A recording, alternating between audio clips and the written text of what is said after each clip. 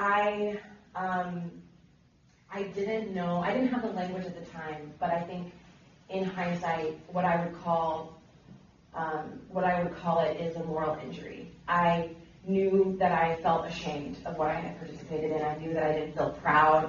I knew I didn't feel like I had participated in something that was advancing the values that I thought that I was signing up to advance. And I didn't know how to make sense of that. I felt, just kind of lost, to be honest, for a long time in struggling to figure out how to make sense of that. And it wasn't until I think things started to really come together for me when the Afghanistan papers were released, which were a series of declassified documents that were released that showed military officials overtly saying what I think many of us came to know through our participation, which was that they, essentially the things that they had been saying on the news about why we were there, about how it was going, were lies. And they knew it, and that they intentionally lied to us and lied to the American public about it. And to read that in black and white, and to realize that you were willing, that your willingness to be of service, that your desire to be of service, that your willingness to kill and even die for people was so manipulated, was so betrayed by these officials, was an existential feeling I can't even put into words. That how can you pull a trigger and end another human's life?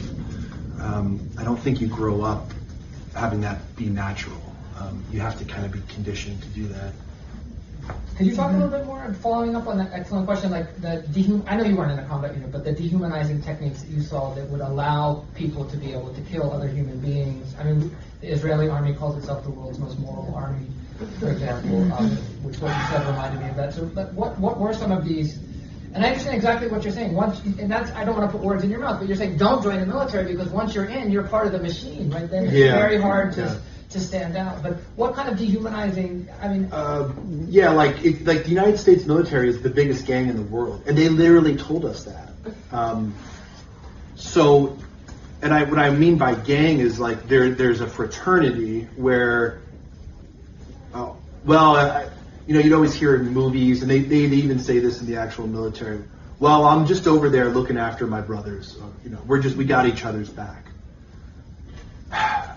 That is dehumanizing in the sense that like you are allowing yourself to ostensibly care about other human beings.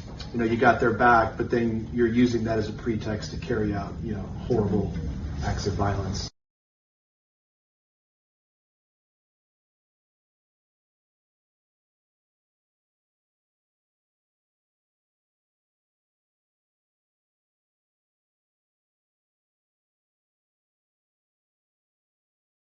I'm glad that you asked that because, I mean, that's part of why I do what I do as my, professional, quote unquote, professional life. I say professional because the VA has rated me unemployable. And part of that is because of, severe PTSD. But we have this term for that kind of guilt that you're referring to, and we call it moral injury, where it's I didn't, kill anybody, but I definitely, mind fucked people. I was part of killing people's questions, maybe. I was maybe part of killing people's motivation to find out what was really going on. And so that's why, now, I am, compelled to talk shit. I literally can't stop. If I stop, I feel like, what is the point?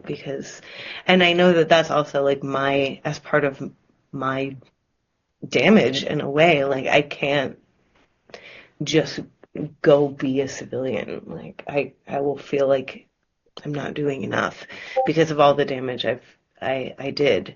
But I also try not to let it rule me.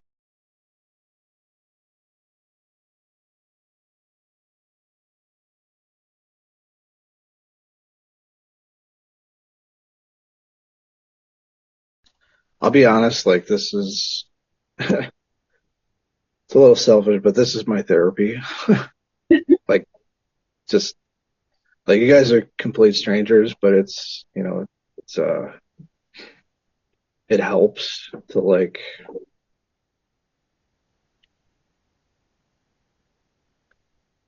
just like release some of that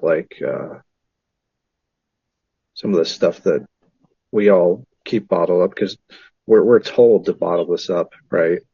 But like learning to do it, to just release it is it's a very hard process because it's the machine, so to speak, that is the military works really hard to make you into what they want you to be, and breaking all that is extremely difficult. That's why a lot of people they're lost. Like when they get out, they just it's like all the homeless you see on like the streets and stuff. It's like 40% of those on any given night are vets of some war because the system failed them. I find it most helpful to talk about the politics, talk about the morality of what we were involved in.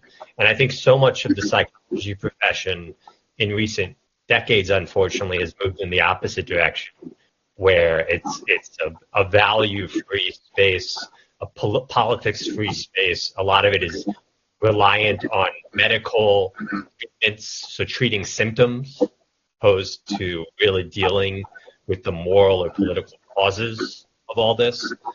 If you look at the Winter Soldier film and you see that was one, we organized that in order to tell people the truth, not to make ourselves heal better, but the actual result of it was that the veterans who came back and told the brutal truth have actually survived better and been in better health because they're facing up to their responsibilities, but also seeing that we weren't born this way. We were trained to be this way.